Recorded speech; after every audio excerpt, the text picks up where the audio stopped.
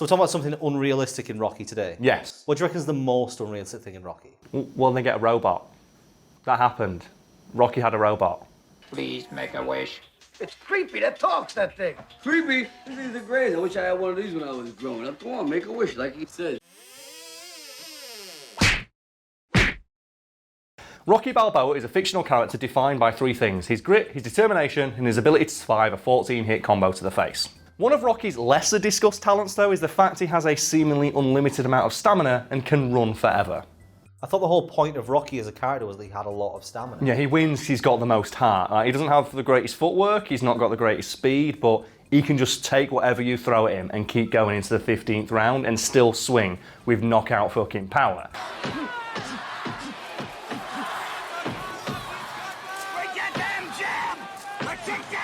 And that's not really what we're talking about today, because obviously, yeah, that makes sense for a boxer, and a lot of heavyweight boxers do suffer with their stamina, which is why Rocky is obviously one of the best of all time in that universe, because he has the power and the, the endurance to survive equally as powerful men punching him in the face for 15 rounds straight.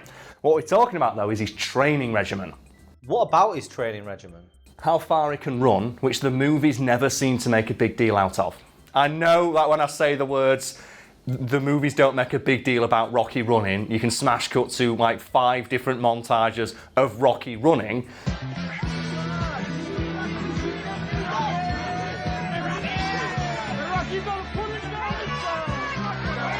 And what the movies don't do is make a big deal about how far he runs. Like him running, fine. A lot of boxers, a lot of athletes train by running because it's a good exercise, good for cardio. But have you ever stopped to think about how far Rocky actually runs during those scenes? Because some people have, and it's kind of fucking ridiculous. Before that though, Brad, let's talk about the best running scenes in movies, because there's quite a few of them when you think about it, isn't there? And Rocky's probably up there, just the music elevates it beyond a lot of other scenes. But I'm going to throw out Forrest Gump. Just because, like, multiple parts of the movie are dedicated to showing, like, Tom Hanks hauling fucking ass. Like, from the moment, like, he runs so good, he, like, defies all known medical science and just explodes braces off his leg, designed, like, to stop him from moving properly. Like, that scene where he's running and the braces just fall off and he just sprints at 1,000 miles an hour. It's like,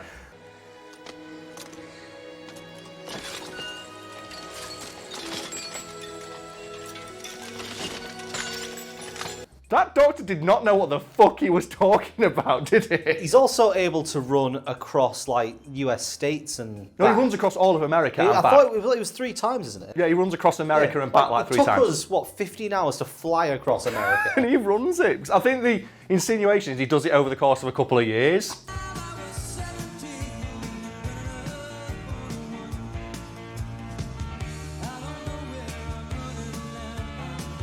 To me, that's not even the most impressive thing he does, because it's when he's during Vietnam and he rescues soldiers and he runs all the way into the jungle like 6 or 7 times, carrying men on his back.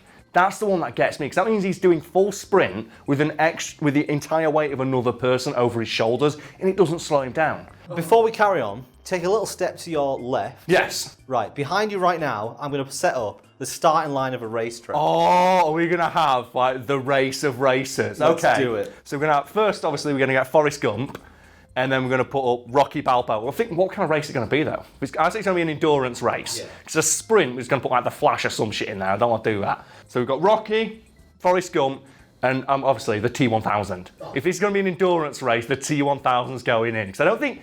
Yep, the T1000 also catches up to a speeding car.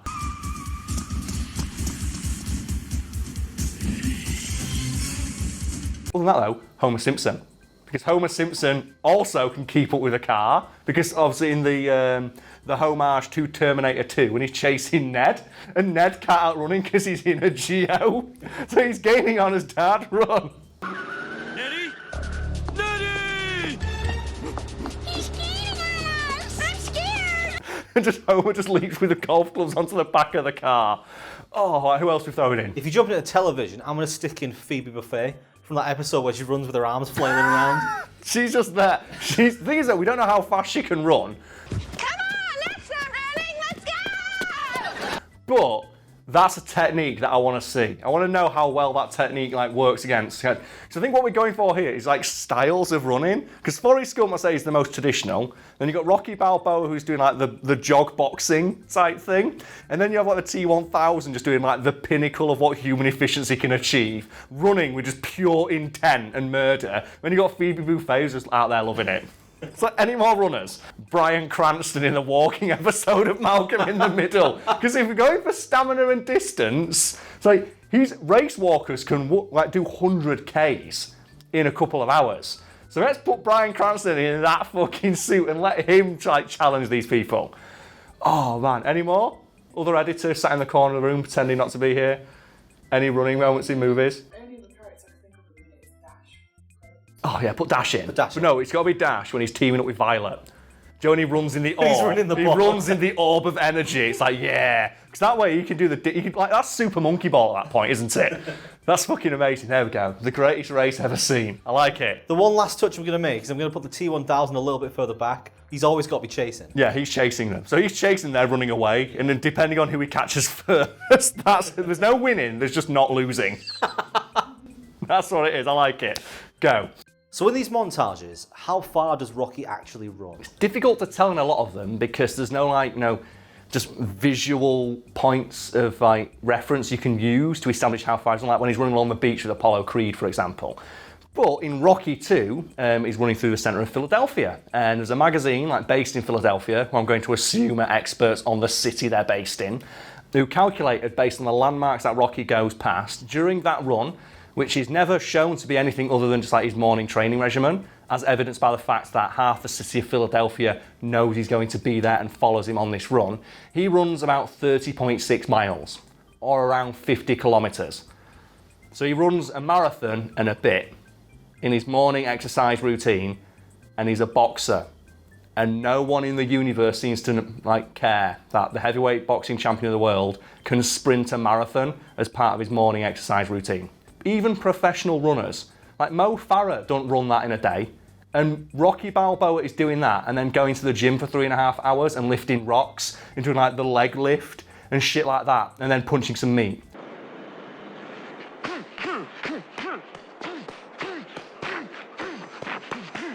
And the thing that the media is most interested in is the punching of the meat and not the fact that he's sprinting 30 miles every morning, being followed by half the city of Philadelphia, who can also apparently sprint 30 miles with him. Because they all follow him throughout the entire fucking thing, don't they?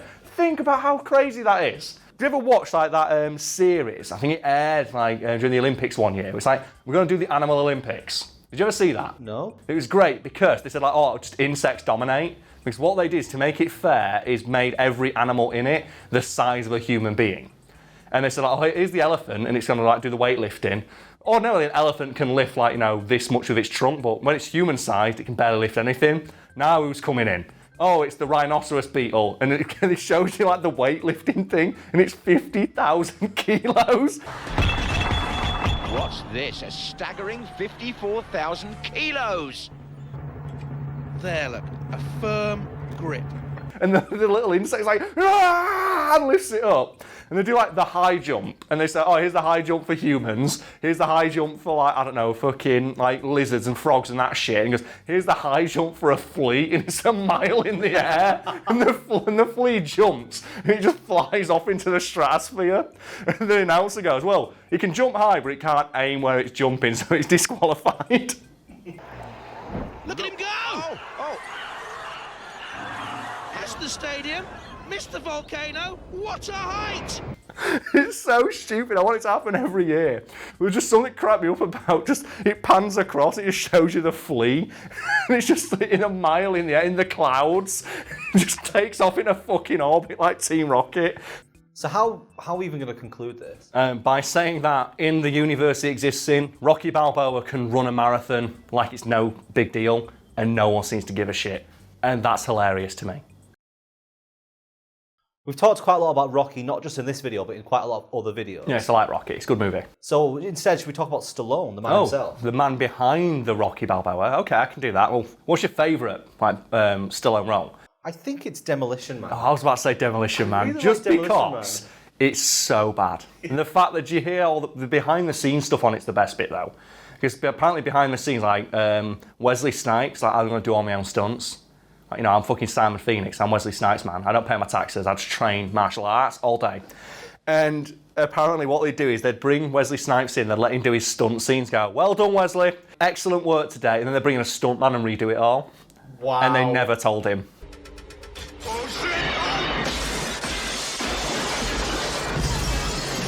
They had to pay for 2 stunt teams for his own arrogance. Yeah, because he said I can do it, and they'd watch it back and go, just bring a stuntman in and do it when he's not here. And they put those scenes into the movie. But I love that one because, like, Simon Phoenix is such a good fucking character.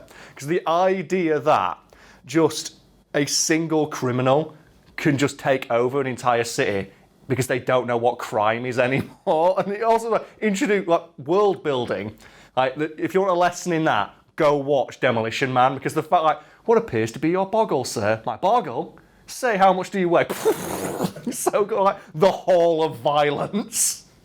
Oh, man. That's a great world, because you got, like, the fact that Taco Bell is the only restaurant. Yeah, or over here it's Pizza Hut. They had to... they had to change it, didn't they? Yeah, because Taco Bell wasn't a thing in the UK at the time. So over here it's Pizza Hut. And they actually, I think they brought Stallone back in to dub over and to say Pizza Hut. Which is hilarious. Like, he got brought back in and paid a paycheck to say Pizza Hut into a microphone once. But that movie as well, it's just so quotable. Like, Simon says die. It's like, oh, perfect. It's so fucking good. Murder, death, kill. Murder, death, kill. Or the fact that swearing in that universe is a crime. And throughout the entire movie, every time Stallone swears, you can just hear in the background, you have been fined 10 credits. Shit.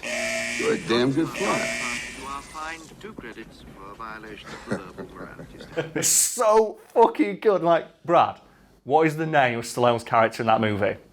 Tell me, because it's the most manly, it's the most generic 80s action hero name ever. Do you need a hint? Yeah, give me a hint. John Spartan. Oh, that's it. Oh, it's so good. John Spartan, Simon Phoenix, facing off against one another. Oh, and for me as well, like, with the gift of hindsight, that's more awesome. Because I just think Marcus Phoenix and, like, you know, Spartans as Master Chief. Because that's the one where Stallone's like wearing like the future cop uniform. And it's like, oh, you can tell that after this he wanted to do Judge Dredd. Because we got to mention Judge Dredd. So I think that was the movie he did straight after Demolition Man. Was Stallone original Dredd? Yeah. I haven't seen the first Oh, bit. what it was is because obviously Judge Dredd in the comics never takes his helmet off. And when he does, his face is always obscured in shadow. And apparently it's because the writer didn't want to reveal what race Judge Dredd was. Because it doesn't matter, it's incidental. It's like he's a judge. He's here to kick the shit out of crime and just stomp its nutsack. And Sylvester Stallone apparently got the role and went, well, I'm not wearing that helmet the entire time. I went, no, the character never takes the helmet off. He goes, well, I don't care, I'm Sylvester Stallone. I'm not being in a movie where you can't see my face. So they take Judge Dredd's helmet off straight away. And I like to compare that to Karl Urban when he got the role of like Dredd in like, you know, the remake. And it's like, they similarly thought he would be like, oh no, like I'm taking the helmet off. Like, I'm not being in a movie where you can't see my face. And they asked him, so are you going to take the helmet off in this one? No. Why would I do that? Stupid. Dredd never takes his helmet off.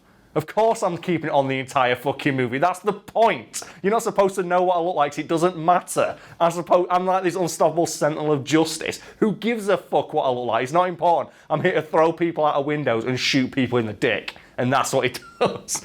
God, Judge Dredd's so cool.